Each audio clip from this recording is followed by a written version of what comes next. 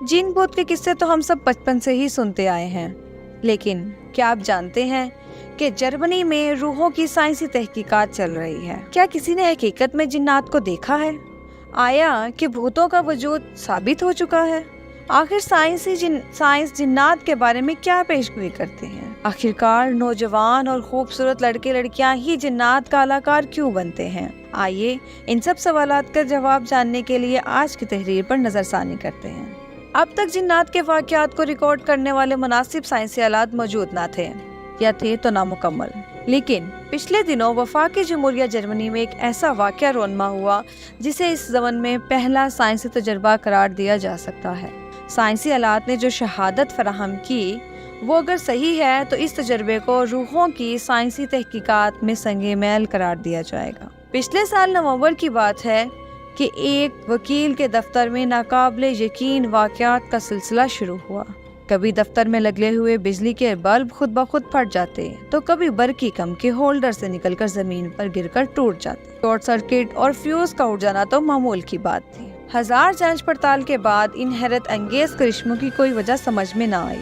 चंद रोज बाद जिन्नात टेलीफोन पर भी नाज़िल हो गए, यानी वो नादीदा जिन या भूत दफ्तर का टेलीफोन भी इस्तेमाल करने लगा। भूत जितनी कॉल्स करता वो टेलीफोन के ऑटोमेटिक एक्सचेंज में रिकॉर्ड होती और इनका बिल वकील साहब को अदा करना पड़ता था। ये वाक़यात म्यून के करीब कस्बा रोज़नहाइम में एक वकील के दफ्तर में पेश आ रहे थे।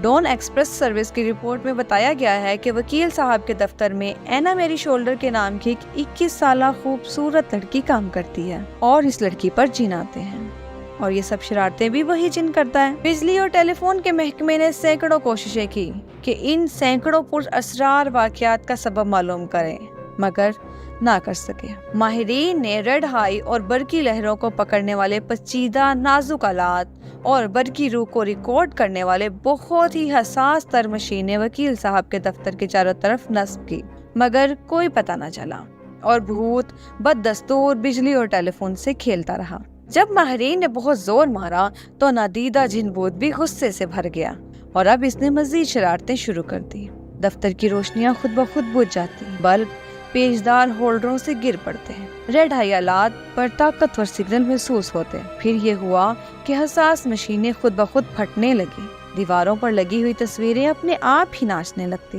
कैलेंडर दीवारों से उखड़ते और हवा में लहराने लगते। साइंसदानों ने हफ्तों तक उन पर असरार वाक़यात की छानबीन के बाद 24 सफ़े की एक रिपोर्ट शाया की और इस रिपोर्ट में तस्लीम किया गया कि बिलाशुबा कोई नादीदा कुव्वत इन तमाम वाक़यात के पसे पुश्त काम कर रही है। फ्रीबर्ग जर्मनी के इंस्टीट्यूट ऑफ पैरासाइकोलॉजी के डायरेक्टर प्रोफेसर हाइंज बर्न्स ने ऐलान किया कि इनकी तहकीकात के नतीजे में साइंसी तौर पर भूतों का वजूद साबित हो गया है। डॉन एक्सप्रेस सर्विस के नामे-निगार का बयान है कि इन वाक़यात के बाद एनी मेरी शोल्डर ने वकील साहब का दफ्तर छोड़ दिया और एक नौजवान दोस्त आर्थर शमडर्ट से शादी का इरादा किया। लेकिन बदनसीब आर्थर शमडर्ट ने भूतों के वो करिश्मे देखे कि इस आसिफ ज़दा लड़की से शादी का इरादा मंसूख कर दिया। अब ये जिन्नात की महबूबा तन्हा पुरस्कार जिंदगी बसर कर रही है। हाँ, एनी मेरी शोल्डर के जिक्र से याद आया कि आखिर क्या बात है कि आम तौर पर कवारी और नौजवान लड़के लड़कियां नादीदा मखलूक या किसी माफूक तवानाई के अलाकार बन जाती हैं।